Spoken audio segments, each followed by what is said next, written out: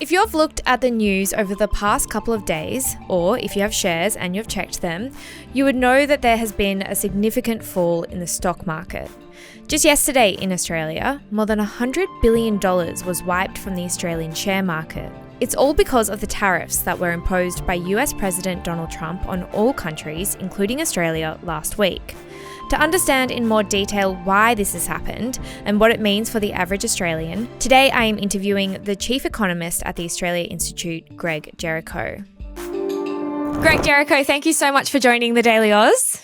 No worries, Billi. Great to be here. So we are seeing another significant fall in the stock market at the moment. Before we get to that though, can you take me through what US President Donald Trump announced last week? Yeah, he oh God, how to say it without breaking into sad laughter? Because what he announced was basically tariffs on every single nation on Earth. Initially, the story was he was going to do this thing called reciprocal tariffs, which is pretty straightforward. If you've got a 10% tariff on our stuff, we'll put a 10% tariff on your stuff.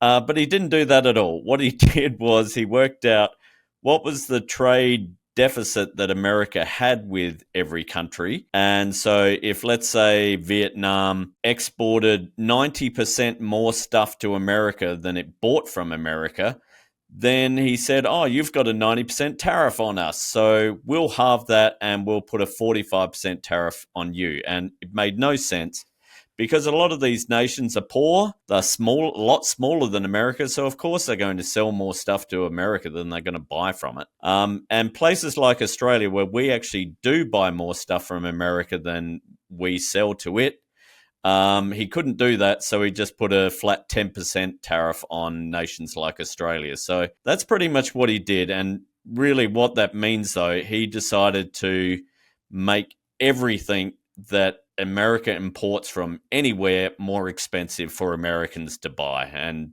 that really has sent everything into a bit of a meltdown.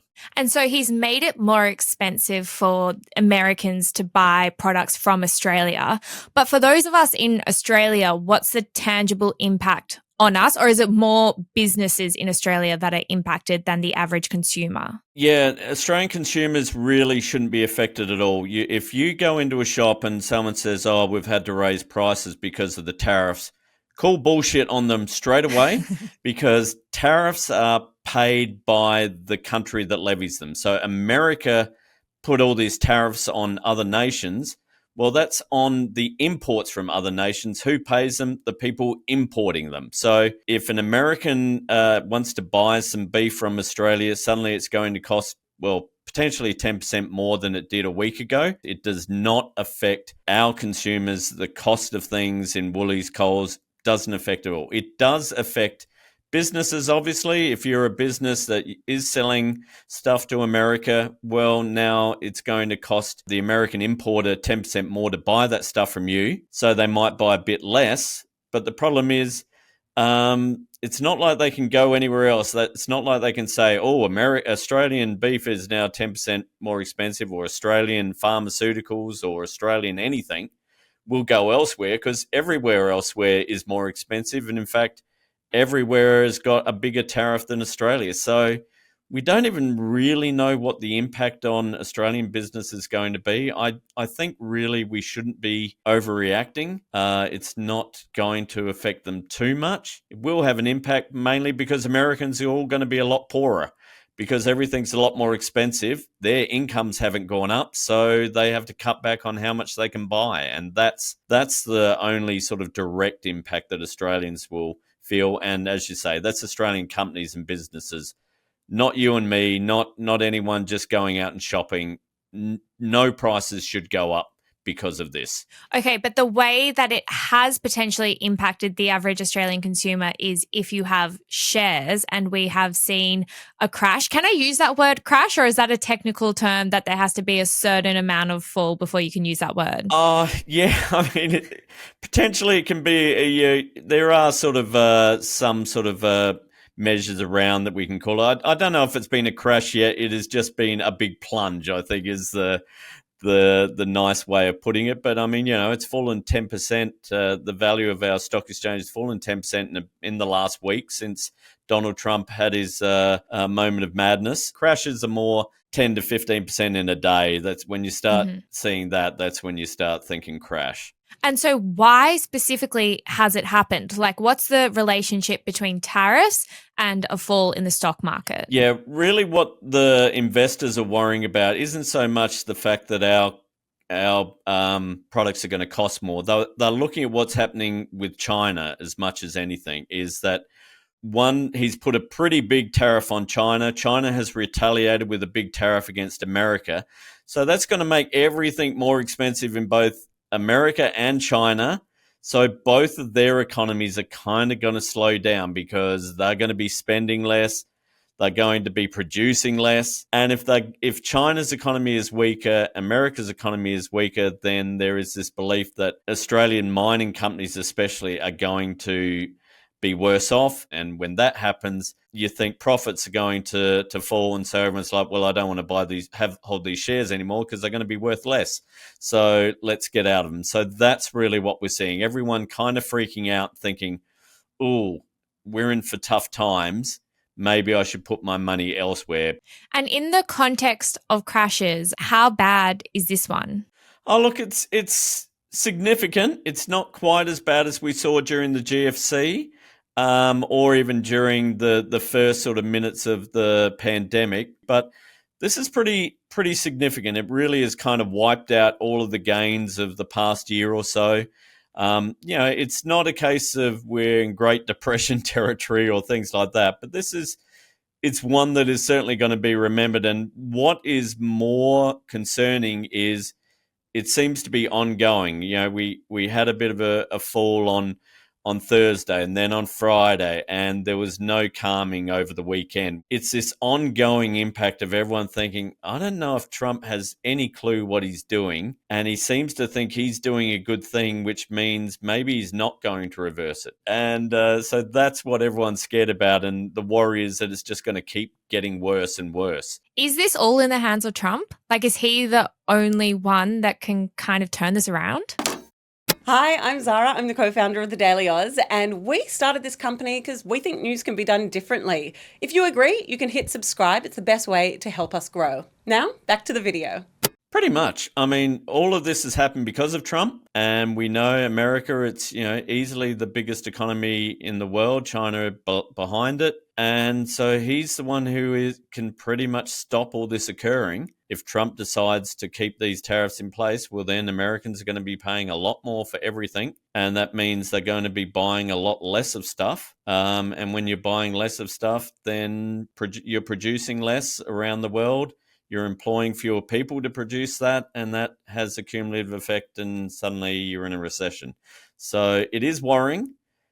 We don't really know how bad it would be in Australia in terms of a recession, but certainly in America, it is not looking good, and everyone is pretty much of the view you can't raise prices like this to this extent and it not have an immediate impact because, unless your incomes are also rising, it just means you're buying less stuff, and you can't avoid that. It's kind of maths. Is there a chance that he sees the impact that this is having and the narrative that is unfolding and completely turns it around or cancels the tariffs because he wouldn't want America going into a recession? Like, he doesn't want to go into a recession, right? I think what you're saying is everyone's hope that he will pretend that he hasn't backed down, but actually back down, and he'll declare victory. But the worry is he's continuing to go with this line that, there needs to be some strong medicine to fix this. And so there will be some pain in the short term, but then it's all going to come roaring back. And it ain't going to come roaring back because the problem is Trump sees a trade deficit as America losing. And it's not. It's just Americans getting cheaper stuff or getting good quality stuff. Like our beef is better quality, so Americans want to buy it. He's declaring, he's putting massive tariffs on places like Madagascar. And Madagascar has a trade surplus with America because Madagascar produces a lot of vanilla. And America doesn't. And Madagascar doesn't need a lot of stuff from Americans, so it's got a trade surplus. But all Trump has done is make vanilla more expensive. And it's like there's no, vanilla sector in America that needs saving, just the same as, say, a banana industry. He's made bananas more expensive, but it's not like there are a whole lot of banana farmers in America who are being hurt by, banana imports. I hope that he does do his usual thing of back down when he's made an error, but make it sound like he's won, and all his MAGA supporters will go, yeah, look at him, he got all these great deals done, and everyone who actually knows anything will just go, yeah, that was just 3 months of idiocy that we just endured where everyone lost money, but Trump is making it sound like it was a win. That's the hope.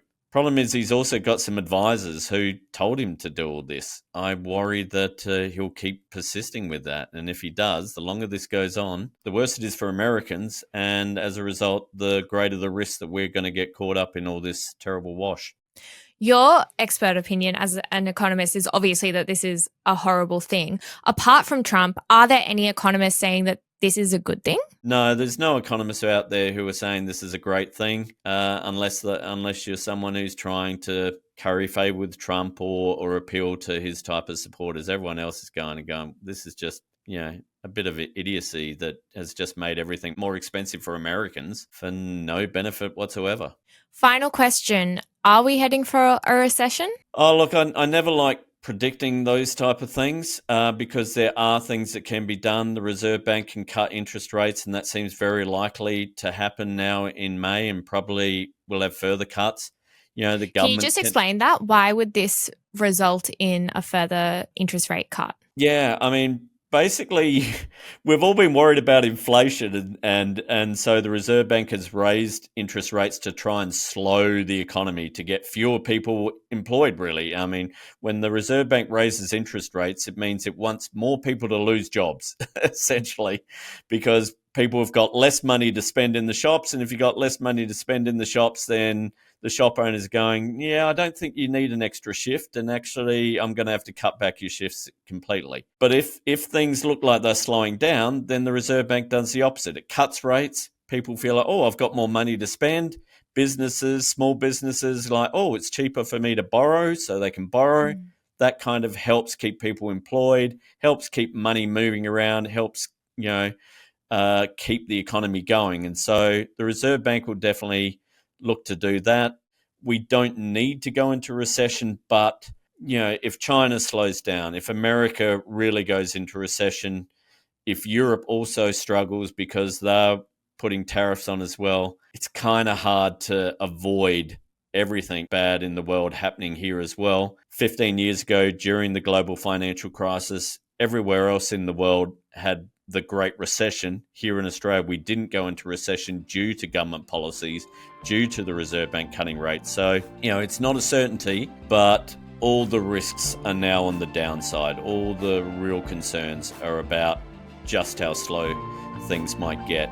Not the rosiest of pictures, but thank you so much for explaining it to us, Greg Jericho. No worries, Billy. Always good to chat.